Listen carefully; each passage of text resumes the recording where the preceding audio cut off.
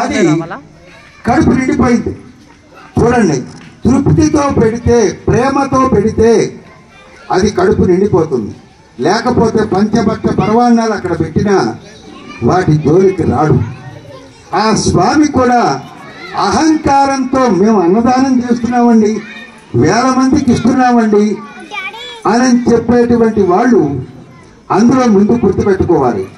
అందుకే మనకి శాస్త్రంలో కూడా ఉంది, దరిద్ర ఎవడైతే దరిద్రుడు ఉంటాడో ఆయనకి దానం చేయాలి, అంతేగాని కడుపు నిండా తినేవాడికి భోజనం పెట్టాల్సిన అవసరం లేదు. అదే ఇక్కడ మనకి చెప్తున్నాడు, దరిద్రాయ కృతం దానం అని చెప్తున్నాడు. దరిద్రుడు ఎవడున్నాడో వాడికి దానం చేయాలట. అలాగే శూన్యలింగస్య పూజనం అని చెప్తున్నారు ఇక్కడ. శూన్యలింగం అంటే శుభ్రంగా తిరుపతి వెళ్తాం, లేకపోతే శ్రీశైలం వెళ్తాం, లేకపోతే ఇంకొక ఊరు వెళ్తాం, ఎక్కడైనా పెద్దది 10 మంది వెళ్ళే చోటుకి వెళ్తాం. అక్కడికి వెళ్ళి పక్క వాళ్ళని కూడా నెట్టి ముందుకు వెళ్ళాలని దాంట్లో ఒక 5-6 అయినా చచ్చిపోతాం. అలాంటి చోటకు కాదు వెళ్ళాల్సింది. శూన్యలింగస్య పూజనం, ఎక్కడ పూజలు అందుకోనటువంటి దేవాలయాలు కొన్ని ఉంటాయి, పాడుపడిపోయిన దేవాలయాలు ఉంటాయి. అటువంటి జీర్ణోద్ధరణ చేయాలి. అటువంటి దేవాలయాలకు వెళితే అక్కడ దేవుడు ఉంటాడు, ఎదురు చూస్తుంటాడు. నా కోసం ఎవడైనా నిజమైన భక్తులు వస్తాడేమో, వాడి కోసం నేను కూర్చుంటాను. తిరుపతిలో కూర్చోడు స్వామి అక్కడ. అంటే తిరుపతిలో దేవుడు లేడని కాదు, తిరుపతిలో కాదు, అంతటా ఉన్నాడు. అసలు వెతకటం ఎందుకు? మనలోనే ఉన్నాడు కదా దేవుడు, మన మధ్యలోనే మనలోనే ఉన్నాడు. నాభ్య ఆసీద్ అంతరిక్షం శీర్ష్ణోద్యౌ సమవర్తత. బొడ్డు దగ్గర నుంచి కరెక్ట్గా ధ్యానం పెట్టండి పై దాకా, అలాగే కంఠం దగ్గర నుంచి ధ్యానం పెట్టండి కిందకి. ఆ మధ్యలో ఉండేదే బొటన వేలు పరిమాణంతో ఉంటాడు దేవుడు, మనలోనే ఉన్నాడు. ముందు మనం ఎవరమో తెలుసుకోవాలి, ఆ తదనంతరం స్వామి కోసం ప్రయత్నం చేయాలి. అదే చెప్తున్నాడు ఇక్కడ. అలాగే జీర్ణోద్ధరణ చేయాలి. లేని దేవాలయంలోనే స్వామి ఎక్కువగా ఎదురు చూస్తాడట, సరైన భక్తుడు ఎవరు వస్తాడా అని. మరి ఊళ్ళో అంత కోట్ల మంది ఉన్నారు కదా, వాళ్ళ దగ్గరికి భోజనానికి వెళ్ళలేదు ఈ స్వామి. ఎక్కడికి వెళ్ళాడు? ఊరు బయట గుడిసెలో ఉన్న పేదవంతులు వృద్ధా దంపతుల దగ్గరికి వెళ్ళాడు. ఆ వెళ్ళిన వాడు ఎవరు? మన గణపతి. ఆయనే వెళ్ళాడు అక్కడికి, వెళ్ళి చూశాడు. వాళ్ళిద్దరూ కూడా పరమానందం పొందారు, ఆయన తృప్తి పడ్డాడు. అప్పుడు తర్వాత నారదుడి దగ్గరికి వెళ్ళి ఈ జనకుడు బాధపడ్డాట. అయ్యో, దగ్గరికి వచ్చిన స్వామిని మనమే అనుకుంటుంటాం, స్వామి నువ్వు మా ఇంటికి రా స్వామి అంటాం. తీరా ఆయన వచ్చినప్పుడు మనం ఏదో తిట్టి పంపించేస్తాం, మనకే తెలియదు. ఒకసారి ఒక భక్తుడు మా ఇంటికి రండి స్వామి అని అడిగాడు. సరే వస్తాను పోరా అన్నాడు. పెళ్లి చేస్తానండి మా అమ్మాయిది, చక్కగా రండి అన్నాడు. సరే అని వచ్చాడు ఆయన.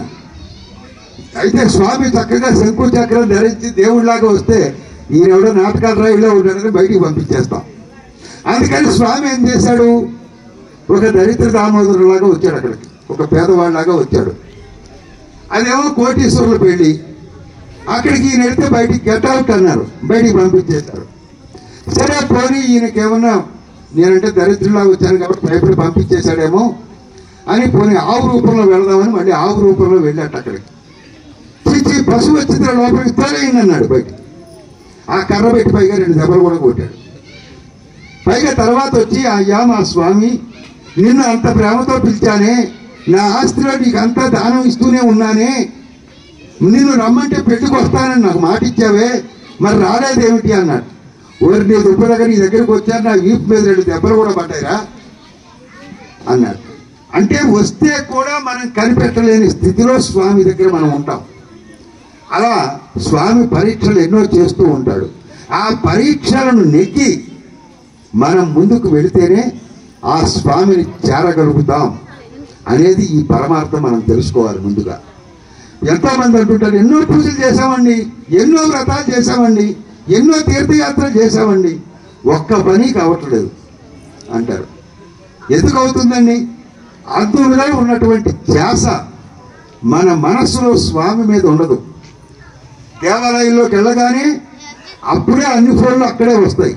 చెవిలో పెట్టుకొని మనం చుట్టూ తిరుగుతూ ఉంటాం. అంటే స్వామి దగ్గర మనస్సుని మనం నిలపలేనప్పుడు ఒక పాలు బాగా కాగాలి, కాగితేనే అవి మరిగితేనే తర్వాత చల్లారితే తోడుకు పనికి వస్తాయి. ఆ తర్వాత తోడు పెడితే పెరుగు అవుతుంది. ఆ పెరుగుని మళ్ళీ గట్టిగా చిలకాలి, చేతులు రెక్కలు పుట్టేలాగా చిలికితేనే నవనీత వస్తుంది, వెన్న వస్తుంది. ఆ వెన్నని బాగా మరిగి పెడితేనే నెయ్యి అవుతుంది. ఆ నెయ్యిని మళ్ళీ మీరు ఇంకెంత మరుగు పెట్టండి, ఇంకేమైనా అవుతుందా? కాదు. అది పరమ స్థితి. ఆ స్థితికి చేరాక ఇంకెవరు మిమ్మల్ని ఆపలేదు. అంటే ఇవేమీ జరగకుండా పాలు అక్కడ పెట్టి నువ్వు తోడుకో, పెరుగవ్వు, చిలుక్కో, నువ్వే నెయ్యవ్వు అంటే అవుతుందా? మనం అట్లాగే అడుగుతాం దేవుణ్ణి. మనం మాత్రం ఏం చెయ్యం ఆయన కోసం. కానీ అన్నీ మన ఇంటికి వచ్చేయాలి. ఇది మనం కోరుకునే కోరిక. ముందుగా మనం ఆయన్ని చేరాలంటే దానికోసం మనం కొంత కృషి చేయాలి. అందులో మనం పూర్తి పరిపక్వత చెందాలి. అప్పుడే స్వామి దగ్గరికి చేరగలుగుతాం. దరిద్రాయ కృతం దానం శివలింగస్య పూజనం అనాథ ప్రేత సంస్కారం. ఇంకోటి చెప్పాడు, అనాథ ప్రేత సంస్కారం. ఎవడో అనాథ పోతున్నాడు, ఆ చచ్చిపోతున్నాడు, ఎవడో చచ్చిపోయాడు ఉంటే ఆ సందులో కూడా ఎవడో పక్క నుంచి వెళ్తాం మనం. ఎందుకంటే చూస్తే మళ్ళీ ఏదో మైల మనకు తగ్గుతుందేమో అని భయం. చాలామంది మామూలు భోజనాలకైతే చక్కగా వెళ్తారు, ఈ భోజనానికి పిలిస్తే ఒక్కళ్ళ ఇంటికి కూడా వెళ్ళరు. కానీ అది చాలా తప్పు. అనాథ ప్రేత సంస్కారం, వాళ్ళు పెట్టిన భోజనం ఆ రోజున తింటేనే అది చాలా పుణ్యం. అదే మనిషికి 1000 కోట్ల హోమాలు, పూజలు, అశ్వమేధ యాగం. ఇక్కడ దాంట్లో అదే చెప్తున్నాడు, అశ్వమేధ సమక్విదు. అశ్వమేధ యాగం చేసినా కూడా అలాంటి ఫలితం రాదు. ఏం చేస్తే? దరిద్రుడికి దానం చేస్తే. మనం అన్ని కడుపు నిండిన వాడికే పెడతాం. అలాగే బాగా తిరుపతి వెళ్తాం కానీ మన ఇంటి పక్కన దేవాలయానికి వెళ్ళాం. అలాగే అనాథ ప్రేత సంస్కారం అది చెయ్యం. మనం ఏది చెయ్యం, కానీ అన్నీ నాకే కావాలి, అది కాదు కావాల్సింది. మనం చేయాల్సిన ప్రయత్నం చేస్తే ఆ స్వామి వెతుక్కుంటూ మన ఇంటికే వస్తాడు. మనం వెతుక్కుంటూ ఆయన దగ్గరికి తిరుపతి వెళ్ళక్కర్లేదు, కన్యాకుమారి వెళ్ళక్కర్లేదు. జనక మహారాజు దగ్గరికి వచ్చాడు, ఆయన వల్ల కాలేదు, ఆయనకే దర్శనం ఇవ్వలేదు స్వామి. ఒక బ్రాహ్మణుడుగానే అక్కడి నుంచి వెళ్ళిపోయాడు. కానీ ఆ దరిద్ర దామోదరుడు ఊరు బయట ఉన్నాడు. ఆయన ఇంటికి వెళ్ళి కూర్చొని ఆయనతో కాలక్షేపం చేసి ఆయన ఇచ్చిన గడ్డి పరకలే పరమాన్నంలాగా తిన్నాడు. తిని పైగా వాళ్ళిద్దరికీ ముక్తినిచ్చాడు. అటువంటిది మనం దేవుడి దగ్గరికి వెళ్ళాలా, దేవుడే మన దగ్గరికి వస్తాడా? మనం పరిపక్వత చెందితే దేవుడే ఎత్తుక్కుంటూ మన దగ్గరికి వస్తాడు. ఆయన భక్త సులభుడు. అంతేకాని అక్కడ ఏదో ఉందని పరిగెత్తడం కాదు.